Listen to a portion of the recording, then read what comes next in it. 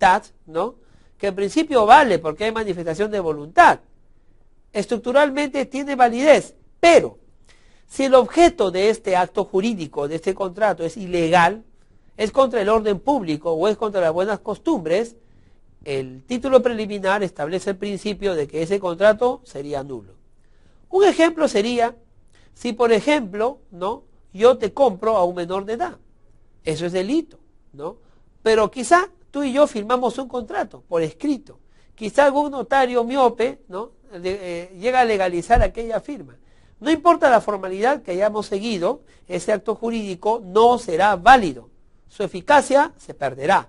Será un contrato nulo porque está contra las buenas costumbres y contra el orden público. Esos contratos entonces que tienen un objeto, ¿no?, inadecuado, ilegal, inocuo, entonces se perderá, no tendrá valor. De esta manera, el Código Civil establece en este principio uno muy importante que va a declarar que aquellos contratos ilegales no pasarán. Eso como sentando los marcos normativos, ¿no?, de un actuar civil de acuerdo y conforme al orden público y a las buenas costumbres. Pero ahí, vamos por otro. En el siguiente entendemos, por ejemplo, el interés para obrar. Ahí dice lo siguiente: para ejercitar o contestar una acción es necesario tener legítimo interés económico o moral. ¿Qué significa esto? La norma civil reconoce que cuando nosotros hacemos contratos o creamos obligaciones y nos comprometemos a prestaciones, puede ocurrir de que haya pues un incumplimiento de ello. Al haber un incumplimiento de ello, la consecuencia inmediata es que va a surgir un litigio, va a surgir un conflicto, el cual nosotros en su momento, a través de la norma adjetiva, o sea de la norma procesal, vamos a querer resolverlo. Pero ¿cómo vamos a resolverlo nosotros si nosotros no tenemos nada que ver en ese asunto? Entonces, el Código Civil establece un parámetro. Aquel que quiere ejercitar o contestar una acción de naturaleza civil tendrá que demostrar legítimo interés, ¿no? Y tendrá que demostrar que ese legítimo interés es económico o es moral. Quiere decir que debe haber un vínculo entre el litigio que se va a resolver, debe haber un vínculo entre el acto jurídico que ha generado el litigio y mi persona. Yo no puedo ser un extraño, no puedo ser un tercero sin interés, porque unos terceros pueden tener interés en algún litigio. Puede ocurrir que tú a mis espaldas hayas vendido mi casa a un tercero y y el tercero te esté demandando la entrega de la casa. Pero eso me está afectando a mí. Un tercero puede intervenir, pero tendré que demostrar también legítimo interés. Ese legítimo interés es el vínculo que nos une a las cosas. Ese legítimo interés es ese nexo que existe entre el patrimonio y el bien que se negocia y nosotros. Bueno, vamos más allá. Vamos a ver entonces uno de los últimos principios. La aplicación de norma pertinente por el juez. Dice, los jueces tienen la obligación de aplicar la norma jurídica pertinente aunque no haya sido invocada en la demanda. Eso también se conoce como la aplicación supletoria.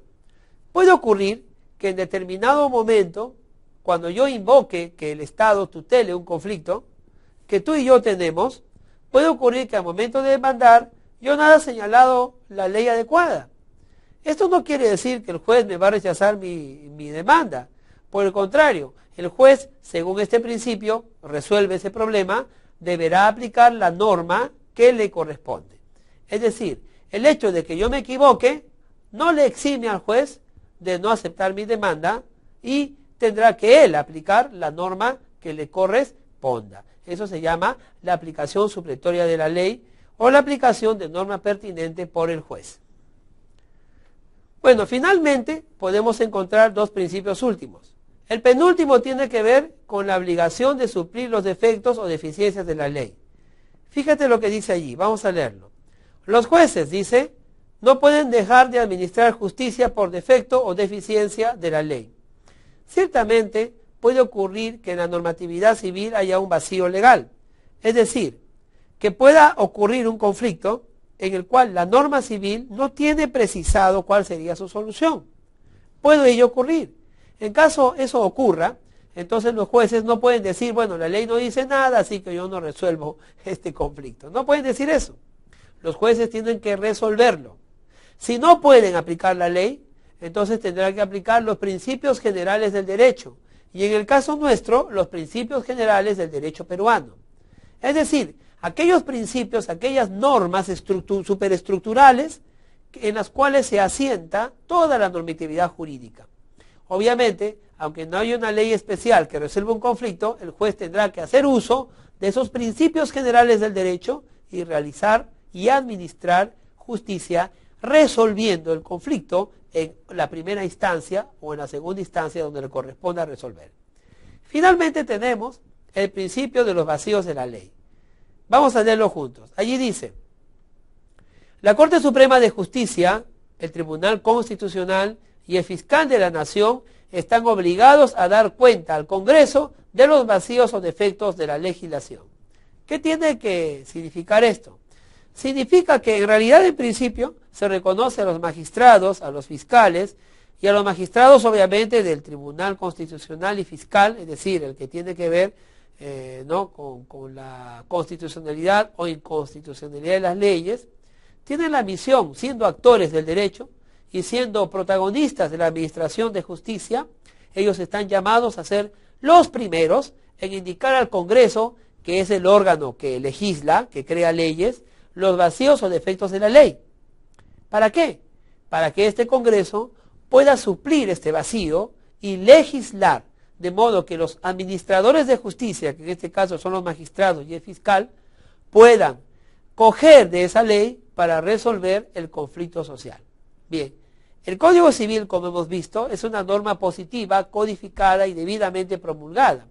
Es una norma escrita y fue hecha de esta manera para que pueda regular los actos que nosotros como personas realizamos en materia civil.